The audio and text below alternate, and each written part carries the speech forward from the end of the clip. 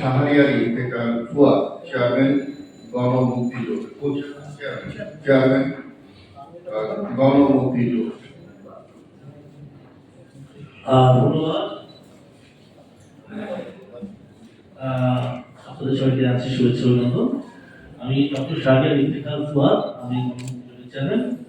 আমাদের যে জোটটি আছে গণমুক্তি জোট, এখানে অনেকগুলো রাজনৈতিক দল আছে, 10টি বেশি রাজনৈতিক দল আছে, সাংস্কৃতিক সংগঠন আছে এবং বিভিন্ন পেশাজীবী সাংস্কৃতিক ব্যক্তিবর্গ মানুষের আছে। আমাদের কিন্তু এই জোটটা কিন্তু এখন পর্যন্ত অ্যাক্টিভ জোট। তারপরে আজকে আমরা এখানে যে সংস্কার জোট, আমাদের এখানে যে দাওয়াত আমরা পেয়েছি যে একটা সংস্কার জোট করছেন, সেখানে আমরা 71টা বছর করার জন্য আজকে আমরা এখানে উপস্থিত হয়েছি।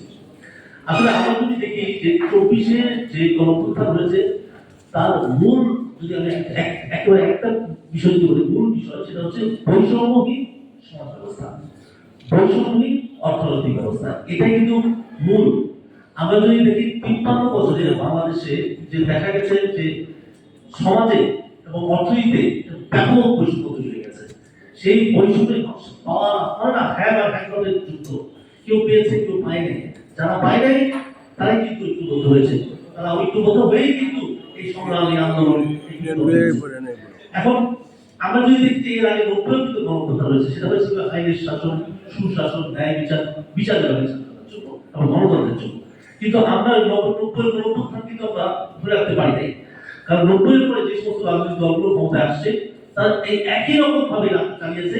ধনী গরিবের মধ্যে বিস্তর একটা পার্থক্য তৈরি হয়েছে, মানুষের মধ্যে না পাওয়া, মানুষের মধ্যে মানে কষ্ট, মানুষের রক্তক্ষরণ, মানুষের নাভিশ্বাস, এই বেকার সমস্যা, অর্থনৈতিক সমস্যা, সব সমস্যা একীভূত হয়ে আজকে প্রথম যেহেতু শুরু করেছিল আমাদের ছাত্র ভাইরা, তারা কোটা সংস্কার করে যে সেখানে একটা বৈষম্যের কথা বলছে। শেষ পর্যন্ত সেটা কিন্তু আলটিমেট যে প্রত্যেকটা মানুষের মনের মধ্যে যে ক্ষোভ, সেই ক্ষোভে কিন্তু সেই বিকশিত রূপ ছিল সেই 5ই অগাস্ট। সেখানে কিন্তু আমাদের দেখলাম কি আমাদের ছাত্র জনতা যে বিপ্লবের মাধ্যমে শেখ হাসিনা পালিয়ে চলে গেছে, আওয়ামী লীগ আজকে তার কোথাও দাঁড়াতে পারছে না। কিন্তু এই জায়গাটা আমাদের ধরে রাখতে হবে, এমন যেন না হয় যে এই যা কিছু করেছি আমরা সেটা এখন আমার ওই বায়বীয় উড়ে চলে গেল। আমরা একটা একটা সংস্কারের মাধ্যমে একটা নির্বাচন দেওয়ার পরে আবার ওদেরকে রিহেবিলিট করা শুরু করলাম, আবার সেই পতিত স্বৈরাচাররাও আসলো, আবার নতুন যারা ক্ষমতায় আসলো তারাও স্বৈরাচারে পরিণত হলো। এটা কিন্তু করতে দেওয়া যাবে না। এই জন্য দরকার হচ্ছে আইন কানুন সংস্কার। সংস্কার মানে এই না, আইনের মাধ্যমে, নীতিমালার মাধ্যমে, চেকস এন্ড ব্যালেন্সের মাধ্যমে আমাদের কিন্তু সেই ব্যবস্থাগুলো করলে আগামী দিনে কোনো ফেসবাদ, কোনো স্বৈরাচার তৈরি হবে না।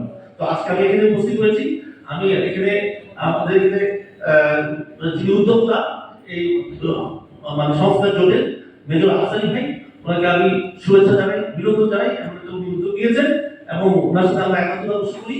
আমরা বাংলাদেশের যে মানুষের উন্নয়নের জন্য, রাষ্ট্রের উন্নয়নের জন্য যে কোনো সংস্কারের সাথে আমরা জনগণের সাথে আছি, আমরা জনগণের সাথে থাকবো। তবে এটাও চিন্তা করতে হবে, এটা একটি গণতান্ত্রিক রাজনৈতিক দেশ, এখানে কিন্তু নির্বাচনও লাগবে। নির্বাচনকে বাদ দিয়ে কিন্তু কোনো সংস্কার হবে না।